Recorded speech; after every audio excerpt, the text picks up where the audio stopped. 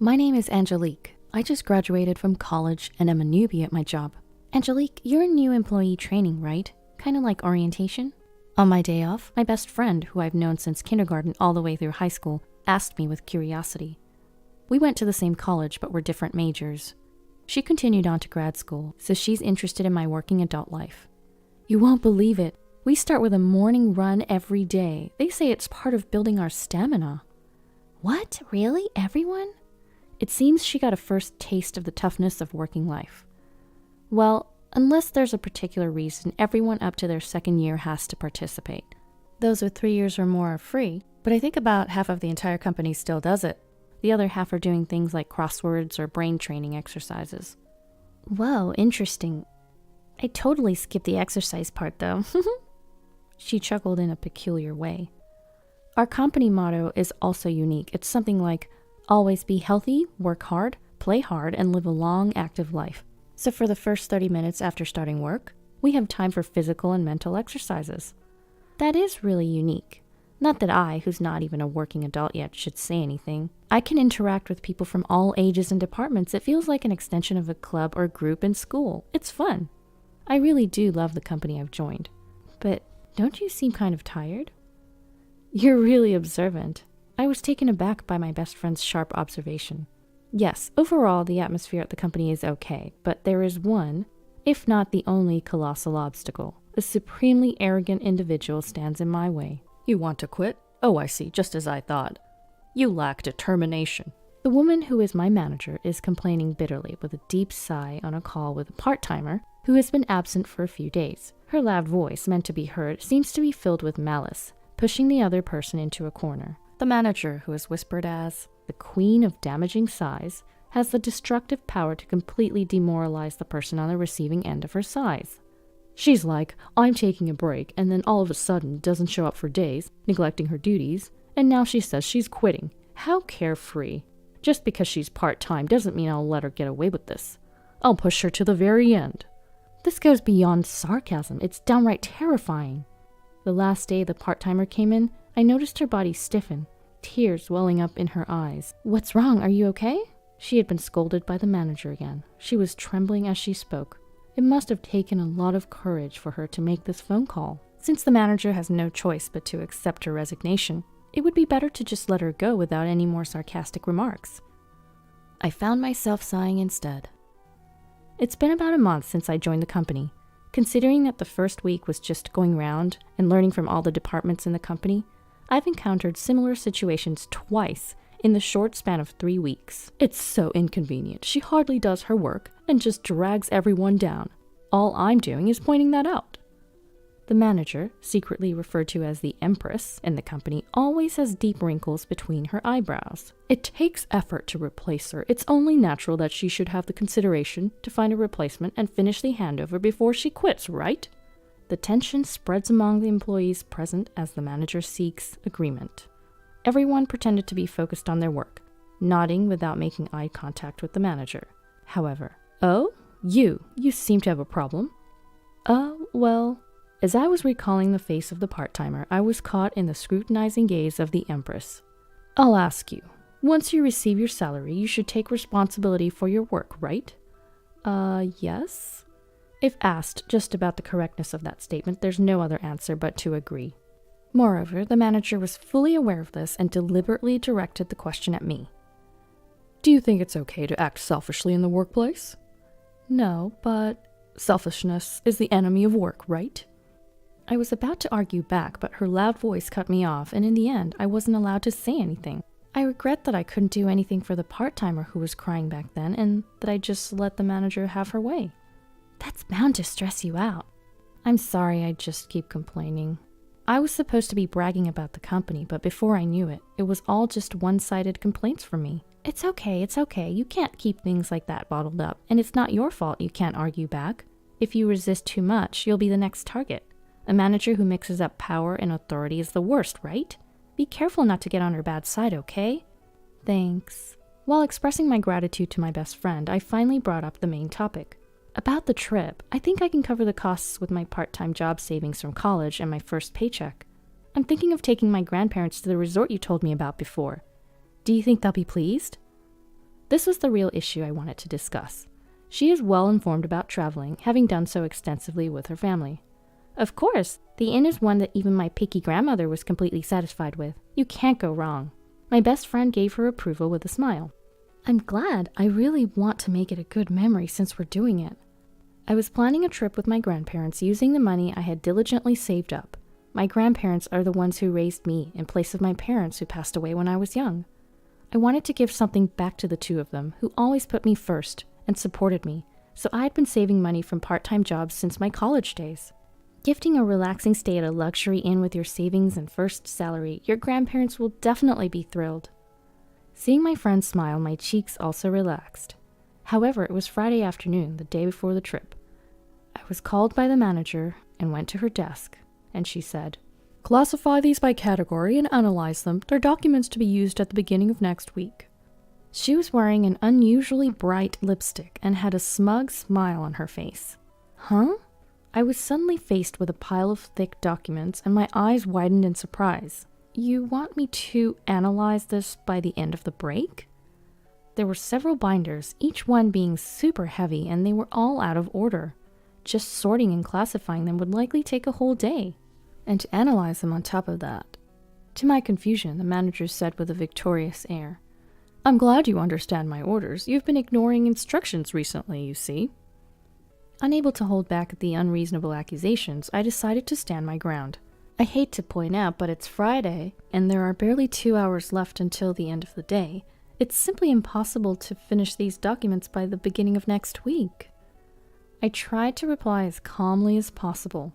Ever since our part-time worker left, the Empress seems to have picked me as her next target and has been intensifying her harassment.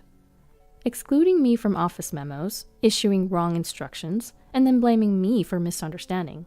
On top of that, she piles on an unmanageable amount of work that clashes with my long-awaited vacation. It seemed like my objections didn't bother the manager at all. "You're going to use it at the beginning of the week, right? It's fine if you come in over the weekend to finish it. Oh, and just to let you know, these documents are confidential, so don't take them home." "Please wait a second." I tried to argue, but the manager said, "I have a meeting soon, and I'm leaving directly from here today," leaving a pile of documents on the desk and walking out. The next day as planned, I was under the traveling sky with my grandparents. Seeing my stifle yawn after yawn, my grandparents worried. "Are you okay, staying up all night and then going on a trip? Maybe we should have canceled." "I'm fine, don't worry. I was really looking forward to this trip today." Even so, my grandparents were worried about me because I'd worked all night and came home just in time for departure. Even though I had informed them in advance, it seems as though I'd caused them some anxiety. No, this won't do. It's a special trip, so I have to make it enjoyable. I cheered myself up and turned a smile towards my grandparents. "Look at this view, it's amazing. The sea is so beautiful. Don't worry about me. I worked a lot so that I could enjoy delicious food at the inn, soak in the hot spring, and sleep soundly on a fluffy bed." When I acted in such a silly manner, my grandparents finally started to enjoy the view with a relieved expression. But a nightmare was waiting for me in the midst of all this fun. "Did you finish the job I asked for? You didn't quit it, did you?" A familiar voice startled me while I was strolling alone in the inn after checking in. "Manager? Why, out of all places, why here?" As if hearing my inner voice, the manager snorted and laughed. "Ha, ha, ha. I ruined your weekend to teach you a lesson. I thought it was unlikely, but as I thought, you ignored my instructions, didn't you?" The manager's words clung to me like a curse, and I was hit with a severe bout of dizziness. "So you deliberately assigned me an unreasonable task to coincide with my vacation?" The thought of being given work to ruin my vacation made me seethe with anger. "But how did you know about my plans?" I knew the manager had sharp ears, but this was astonishing. "You were chattering away during break time. Where are you going? When are you going? Oh, I'm so jealous." You were so pleased being praised by everybody. It was hilarious. Eavesdropping. You're the one who was talking loudly. Realizing that my innocuous chats with colleagues were being carefully listened to, I felt a chill. "Besides, I'm surprised. This inn is too good for you." "Excuse me?" As I tilted my head in confusion, the manager did her typical, Huh? You don't get it? It's an eyesore to see commoners wandering around. Look, there's a rundown inn next door that's more your style." "I don't understand what you mean. I know you find me an eyesore, but the rest is just insults and harassment, right?" Just when my anger was about to boil over, that's when it happened. Is that what this is about? A voice of support came from behind me. Grandpa and Grandma too. My grandparents, whom I thought were drinking tea in the room, were standing behind me. Judging from their expressions, they must have heard almost all of my conversation with the manager. This is... I hurriedly tried to explain, but my grandfather cut me off and spoke to the manager. Nice to meet you. I'm Angelique's grandfather and have been her guardian for many years. Perhaps it's quicker to tell you that I'm the honorary chairman of the trading company that was discussing a deal with your company the other day. At those words, the manager's face turned pale. What? The honorary chairman of the industry? But your name is different from this employee's. Yes, she goes by her maternal family name. Otherwise, she would be viewed differently as a member of a famous company's founding family, right? I don't want my precious granddaughter to have a tough time at the company where she works. I am terribly sorry. I had no idea. The manager's face turned even paler. Do you think ignorance excuses rudeness? What? Oh, no, In contrast to my grandfather's calm demeanor, the manager was sweating profusely and frozen in place. I'm afraid I'll have to ask you to relay a message to your company's CEO. I'm not interested in doing business with a company that has a manager like you. Well, wait a minute, please. Ignoring the manager's shrieking voice, my grandfather continued. My granddaughter joined a company with a great motto: stay healthy, work hard, play hard, and live a long life. I thought the existence of quirky managers was necessary for the growth of the company. But your personality and behavior are harmful, he concluded. If you disagree with what I say, you can ignore it or spread bad rumors about me. My granddaughter has been recording all of this with her camera. Let's see whose side the world is on. Then he left the scene. As my grandfather said, I had been recording from the beginning of the trip, with a camera hanging around my neck to capture memories with my grandparents. I had forgotten, but the camera was still rolling at that moment. The manager, trembling, tried to cling to my grandfather, but was bluntly told, "It's too late now," and collapsed on the spot. Wait a minute, can't you do something to help? After being coldly brushed off by my grandfather, the manager surprisingly turned to me for help. I refused. You always say there's nothing a newbie like me can do. I gave back my manager the sarcasm she gave me just the other day. I managed to keep my anger in check and even managed to flash a smile. Yeah, I could probably be an actress too, I thought to myself. Then, at the start of the week at work, there was an issue with the manager. The executive who leads the running club was standing tall in our department since the morning.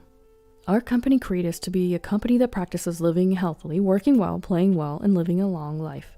We welcome hard work, but that doesn't mean forcing people to work, especially not if it compromises their physical and mental health. Executives who dump unreasonable amounts of work on their subordinates are merely showing their lack of managerial skills. The managing director's voice echoed throughout the floor. Excuse me? The manager, seemingly taken aback by being attacked first thing in the morning, was about to ask something calmly while clenching her fist. But the executive said, "Here, we have the time cards from last Friday to today. There were 5 employees who came to work on Friday and stayed until Saturday morning. 3 people worked on their days off on Saturday and Sunday, and this morning, Angelique came in early." The manager seemed more and more perplexed as she was presented with these records. What does that mean? I explained to the confused manager, prompted by the managing director. "If I may, you instructed me to finish organizing and analyzing a massive amount of data by the start of the week, and told me to work during holidays if necessary, but it was impossible for me alone." Just then, the executive happened to pass by, so I was able to consult with the people around me, and with the cooperation across departments, we managed to complete the task as you instructed, spending the amount of time and manpower I just explained. Since the running club members who helped this time were there at the executive's meeting, I took the opportunity to thank them again. I only worked from Friday night to Saturday morning, and early this morning after returning from the trip. I was hardly any help, but thank you so much for helping me. When I bowed, I received kind words in return like, "We help each other out in times of trouble," and "That's what running buddies are for." The manager finally seemed to have grasped the situation, and this time she came at me. "Crossing departments, you say? I didn't authorize such a thing." She seemed intent on blaming me for overstepping her authority. "I proved it." "The managing director?" At the managing director's words, the manager was frozen in shock. The newbie in the running group, who always had a smile on her face, was in deep trouble. When I heard the situation, I found out they'd been burdened with an absurd workload. It would have been fine to leave them be, but since it was work necessary for the company, I took charge and gained everyone's cooperation. I apologized for the post-approval, but first. The managing director stared at the manager. I can't forgive the base motives behind burdening a hardworking employee who's trying to be filial to their grandparents with an impossible task just for harassment. These were the most forceful words I'd ever heard the managing director say. The managing director's face softened a bit. The other day, my grandchild who visited me cooked up some fried eggs, having recently learned how to make them. They were overly charred and even had eggshells in them, a real mess. But it was the first time my grandchild had cooked something with such dedication. To me, it was the best feast ever. He talked, overlapping his feelings for his grandchild with the sentiments a supervisor should have for their subordinates. Despite the kitchen being a complete mess from my grandchild's cooking, my wife was in high spirits all day. That's just how it is. When I told them it was delicious, the proud smile on the young face was the most endearing thing. The managing director's unexpected story brought tears to the employees' eyes as they shared memories of their own grandparents. I still can't forget the taste of the rice porridge my grandma made me when I was sick, and the Band-Aid my grandpa put on me saying, "Pain, pain, go away," seemed to heal me faster. While almost bursting out laughing at the managing director's doting grandparent stories, I felt a lump in my throat, wondering if a present for their grandparents could elicit such an emotional response. The people who helped me that day told me as I bowed, "If you think you're causing trouble, the best way to show us respect is to go and have as much fun as possible." And they sent me off on my trip. I love this company, all of you, and of course my job. That's why it's so frustrating to see part-time workers and employees like me being targeted and quitting due to unreasonable demands. Saying this with all the courage I could muster, a warm round of applause erupted from those around them. However, the manager seemed irritated by this and confronted them. "Do you think it's okay to talk like that?" The managing director quickly reprimanded her. "Silence! If you want to stay with this company, you'll lose all your titles and privileges and be demoted to the same status as a new employee. Naturally, you'll be starting from today, so the employee who joined a little before you, Angelique, will be your senior. You should be careful with your words." Upon hearing that the president had also approved, the manager shook her head intensely and yelled, "No, I won't accept this." But there was no help for her. Instead, everyone's cold glares focused on her. "If you don't like it, you're welcome to submit a resignation letter anytime." What? This was the downfall of the manager known as the Empress. Afterwards, she was literally demoted to a rank-and-file employee. She stuck around the company for a bit, but maybe she couldn't handle the tough treatment she was getting because one day, she just stopped coming in. A few days later, her resignation letter came in the mail. Around that time, our company was being covered on TV. The show, titled Morning Exercise Bonds Beyond Titles, was aired, and they even talked about me and my grandparents. I heard later that the viewers loved our company rule: don't tolerate unfairness. The unjust female manager remained anonymous, but the clients clearly knew who she was. Rumor is that she doesn't stand a chance of finding a job in the same industry again. Meanwhile, our company was able to do business with my grandfather's company without any problem. Working with relatives can be a bit embarrassing, but it also keeps me on my toes. Plus, I've become even more popular within the company due to my legendary showdown with the female manager. "Whoa, you're so motivated. I want to work with you once I finish graduate school," my best friend recently told me. I'm hoping that'll happen too. I've started saving again because I want to travel with my grandparents without any worries this time. It'll take time since all I can do is save bit by bit, but just sit tight, Grandma and Grandpa. I'm going to continue to cherish my precious time from here on out.